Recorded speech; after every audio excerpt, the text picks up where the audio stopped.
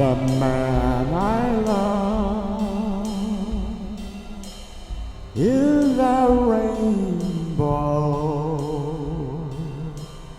shining down from the skies above to our old little town of Bellingham. Take his light of love and pass it around to all of us here below.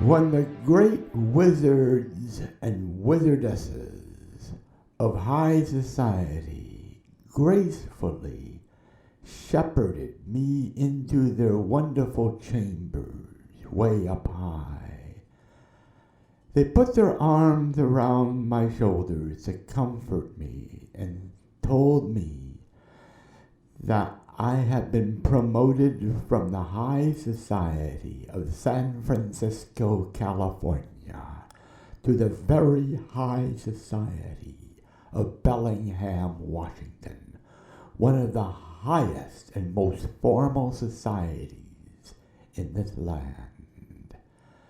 They did put their arms around my shoulders to comfort me and gave me my homework assignment.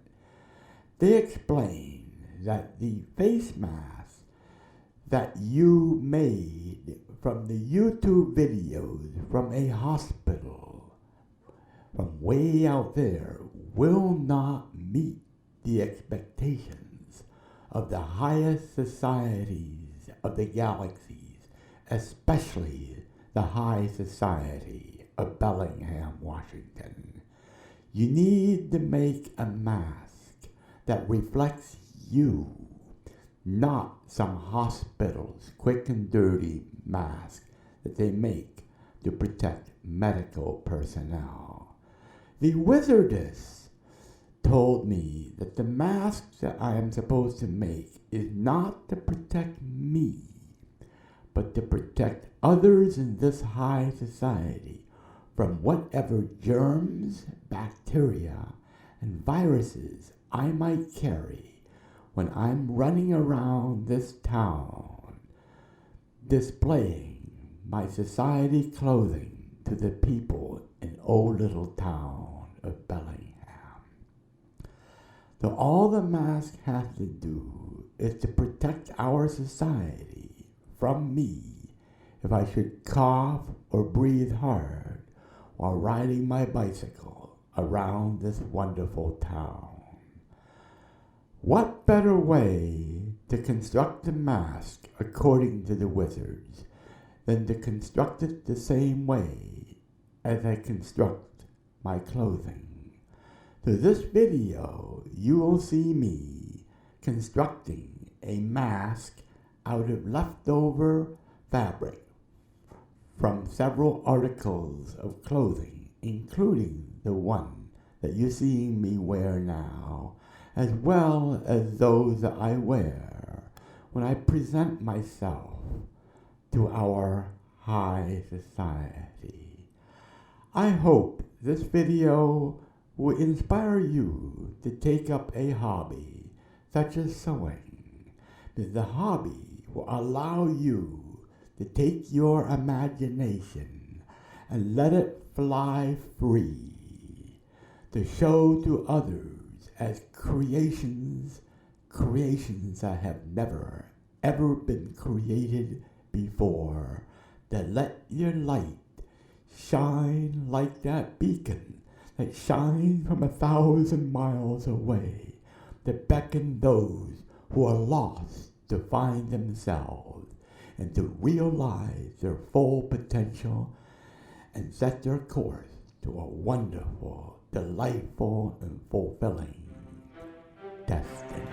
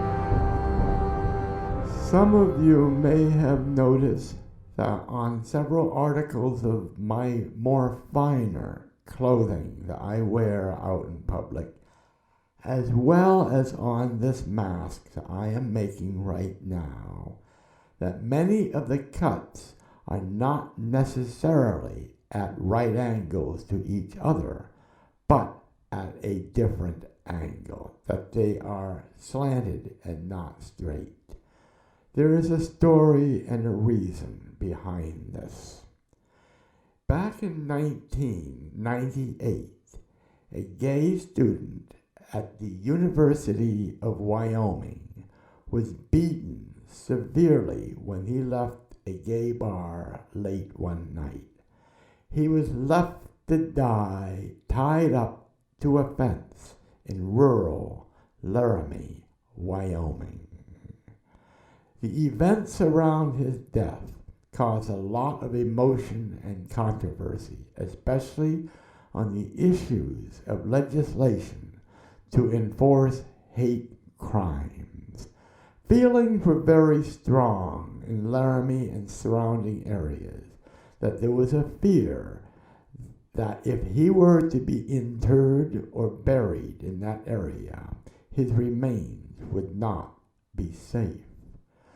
Washington National Cathedral, the Episcopal Cathedral of the United States, very generously offered to allow Matthew to be interred in their columbarium, which is a very safe and secure location. Gene Robinson, who was the openly gay bishop of the Episcopal Diocese of New Hampshire, was very controversial within the Episcopal Church because he was gay, but the church did allow him to be appointed to be the Bishop of New Hampshire. He was also invited to be the celebrant for the interment service for Matthew Shepard at Washington National Cathedral in Washington, D.C. While watching that service, I was crying throughout the entire service. However, through my tears, I noticed what Gene Robinson was wearing. The stole that he was wearing had these angled cuts and the beautiful colors blended together with each other. That stole, through my tears, suggested to me to take that kind of beauty and try to manifest it on my own. When I was finished making the stole, I was invited to wear it to bless Bellingham's World Naked Bicycle Ride, and then to bless Bellingham's Gay and Lesbian Youth Parade, and to lead the contingent for the Unitarian Fellowship for the Bellingham Gay Pride Parade. You have also seen me wear that stole while skipping across the street in the beginning of this video. You may have also noticed that in many of my articles of clothing, as well as this mask I'm making now, the color of the thread is not the same color as the fabric in the clothing, and the thread is very thick. It is upholstery thread. I'm doing this for yet another personal event that's happened to me a long time ago. In the spring of 1978, at the Metropolitan Community Church of San Francisco, which was a church for gays and lesbians, I met a man by the name of Arthur Rosenau. I fell in love with him almost immediately. We had a wonderful relationship that lasted 3 years until he died of cancer.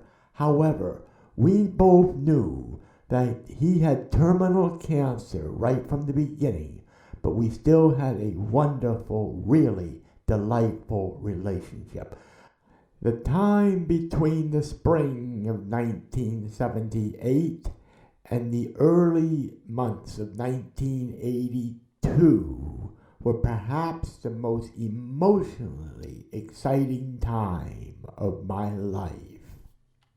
You may have heard me sing songs in the beginning of my videos that go something like this. The man I love is a rose in my heart, or the man I love is a rainbow in the sky, or the man I love is a creation, something like that. I take this theme, the man I love, and I adapt it to whatever the video is about. For example, when I did the video on the Whatcom Peace and Justice Coalition meeting, I began that video with the song, The man I love is peace and love.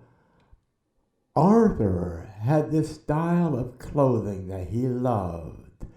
He wore jackets where the threads were very different colors than the colors of the underlying fabrics. A jacket that Arthur wore quite often was dark burgundy and the thread was white, and I remember that jacket vividly to this day. I often take things that I hold dear to my heart in my life, including Arthur's jacket, and incorporate those in my creations to this day here in Bellingham. Another interesting example is that when I was a teenager, the youth group in my church had an evening where we listened to a recording of Jesus Christ Superstar, and superimposed with that were projections of artwork done by some of the other teenagers in the group. One of them stood out to me, and it was a design symbolizing what he had in his mind of Jesus Christ. That symbol is similar to the sculpture that I now have on my bicycle, and a new sculpture I am making for my bicycle, where you see sort of an image of a man or a woman with crystals in the head and the arms and the shoulders, and lights, beams of lights radiating out from the sculpture to the heavens above. And let myself wander aimlessly through the libraries and the museums of my mind to see what lights come out from the darkest and the brightest corners of my soul. And I let those help guide my imagination, which I can use to manifest the beauty that I create in my clothing, my sculptures, my videos, and my artwork, to inspire others in the community to let their imaginations flow free.